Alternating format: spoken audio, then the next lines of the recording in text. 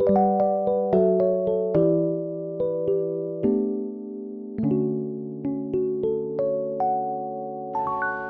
예배자리 가운데 나오신 모든 분들에게, 또한 영상으로 예배드리는 모든 분들에게도 우리 하나님의 놀라운 은혜와 평강이 함께 하시기를 주님의 이름으로 간절히 축원합니다. 이제 새로운 또 한 해가 시작되었습니다.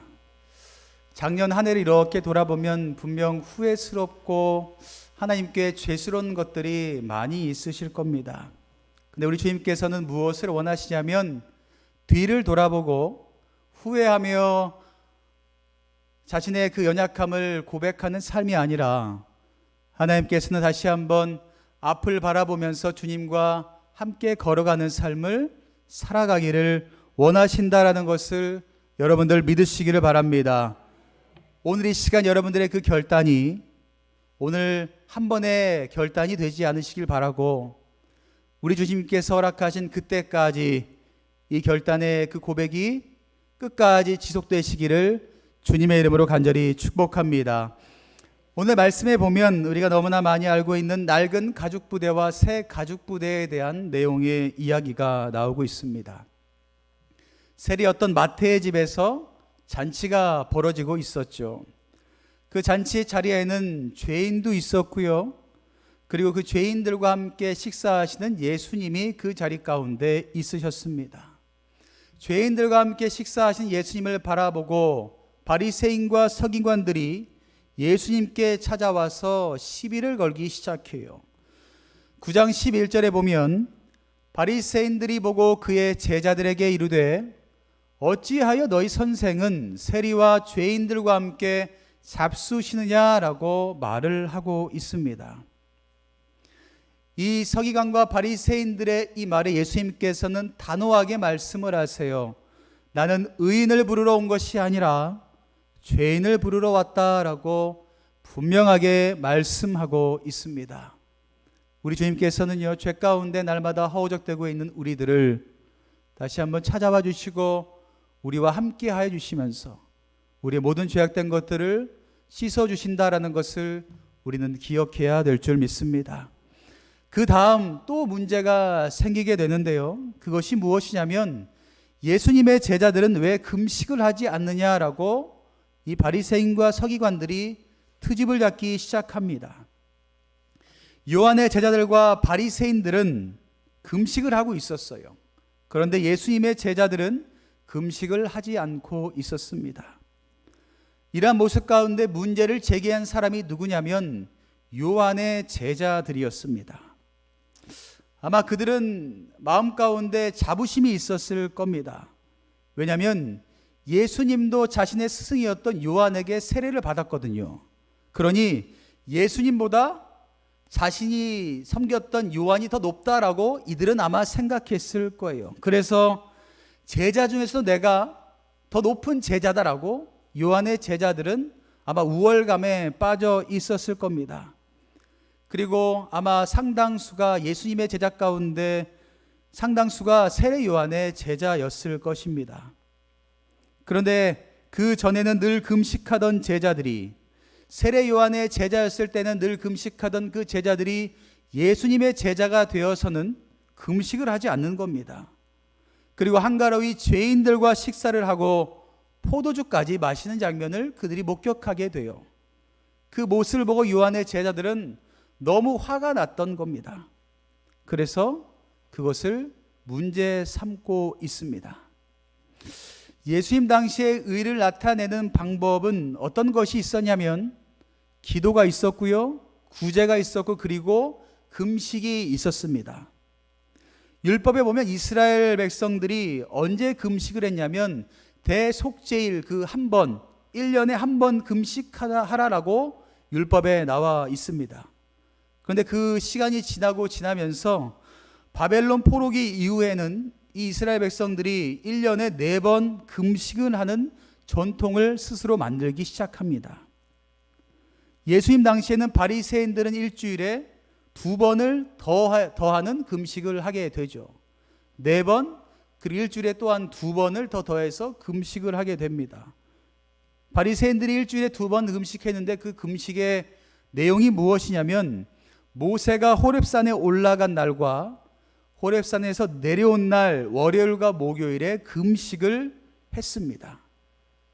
이뿐만 아니라 바리새인들은 자신들의 금식을 자랑하기 위해서 성전에 올 때의 얼굴에 재를 발랐고요, 스스로 초라한 모습을 보이고 성전 가운데 나왔어요. 스스로 초라한 모습으로 나오니 사람들은 어때요? 야, 저 사람 믿음이 많나 보다. 야, 저 사람 금식한다. 야, 대단한 사람이다 라고 사람들에게 칭찬을 받았습니다. 바리새인들의 그 금식이 시간이 지나고 지날수록 변질되는 것을 볼 수가 있습니다. 그렇다면 금식이 꼭 나쁘다라고 이야기할 수는 없지요. 금식을 히브리어로 무엇라 읽냐면 아나나페시라고 읽습니다. 이 뜻이 무엇이냐면 영혼을 괴롭게 하다라는 뜻을 담고 있어요. 여러분들 육신의 본성 중에 가장 많이 차지하고 있는 것이 뭐냐면 식욕이에요. 식욕. 그래서 이 식욕을 억제함으로 말미암아 고통 가운데 나아가면서 무엇에 집중하냐면 하나님에게만 집중한다라는 의미를 담고 있습니다. 금식한다라는 것은요, 자신의 심령을 통회함으로 온전히 주님밖에 없음을 고백하는 그런 행위라는 것이지요. 그런데 어때요? 지금 이 상황, 이 금식이 자신을 자랑하는 도구로 변질된 것입니다. 예수님께서, 그리고 예수님의 제자들이 죄인들과 금식하지 않고 식사하는 모습을 보면서 요한의 제자들은 금식이 변질된 모습으로 그 예수님께 그리고 제자들께 나오게 되는 것이죠. 그 상황을 보시면서 주님께서는 말씀하세요. 15절 말씀에 이렇게 이야기합니다.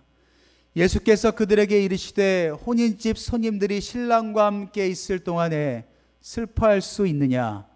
그러나 신랑을 빼앗길 날이 이르르니 그때에는 금식할 것이니라 라고 말하고 있어요.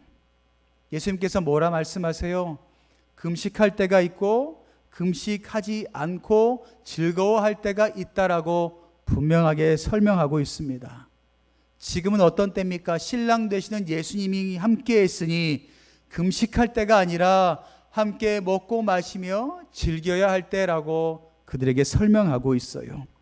그러나 신랑 되신 예수님께서 십자가에 달리시게 되면 그때는 엄청난 어려움이 찾아올 때니 그때에는 금식하며 하나님께 매달려야 된다라고 그들에게 설명하고 있습니다.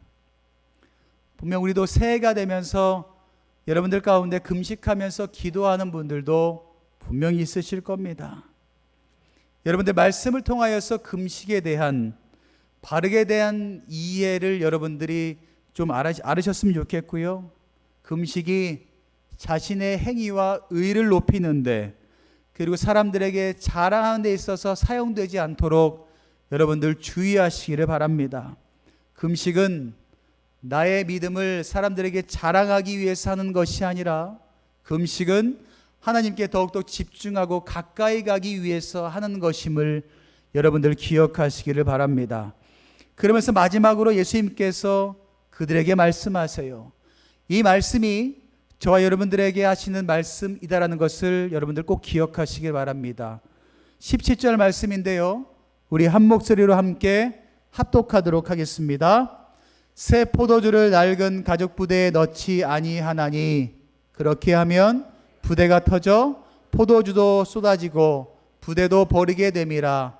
새 포도주는 새 부대에 넣어야 둘이 다 보존되느니라. 아멘. 여러분들, 낡은 부대에 새로운 포도주를 넣으면 어떻게 돼요?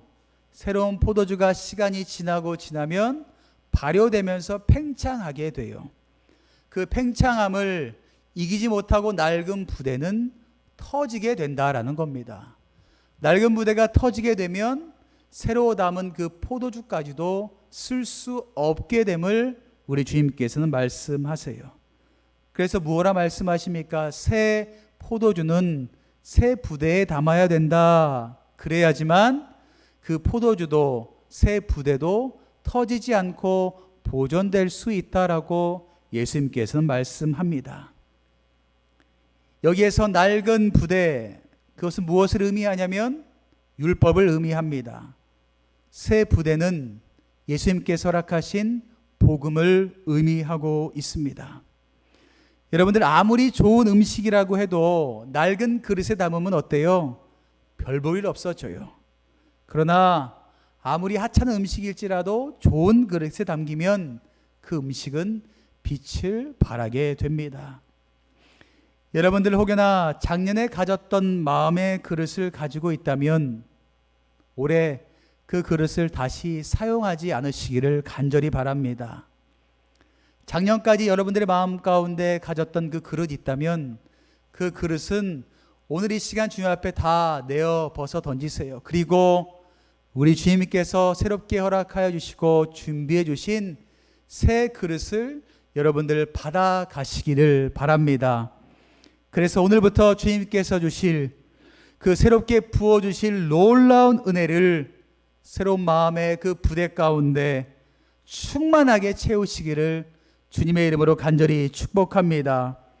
혹여나 옛 마음에 쓴뿌리가 있다면 그곳에 새로운 것을 아무리 부어도 그 은혜가 시간이 지나면 쓴뿌리로 변하게 됩니다. 그러니 여러분들 오늘 이 시간 여러분들의 마음 가운데 있는 쓴뿌리가 또한 있다면, 여러분들의 그릇이 많이 변질되고 낡았다면 주님 앞에 다 내어놓으시기 바라고, 주님께서 주시는 그 새 그릇, 깨끗한 그릇을 받으시기를 바랍니다. 저는 올 한 해 너무나 많은 기대를 하고 있어요. 하나님께서 얼마나 많은 은혜를 부어주실까 기대가 됩니다. 여러분들도 기대가 되세요? 2023년 우리 주님께서 더 많은 은혜를 우리에게 부어주실 줄 믿습니다. 그 거룩한 은혜를 여러분께서 날마다 사모하시고 살아가기를 원하신다면 그 사모함으로 그치면 안 되고요. 여러분들 꼭 행함으로 결실을 맺어야 될 줄 믿습니다. 어떤 행함이 있어야 할까요? 섬기는 모습이 있어야 되고요. 헌신의 모습이 있으셔야 돼요. 나 아니면 누군가 하겠지가 아니라 내가 아니면 누가 하겠어라는 마음으로 여러분 좀 마음밭이 바뀌셔야 됩니다.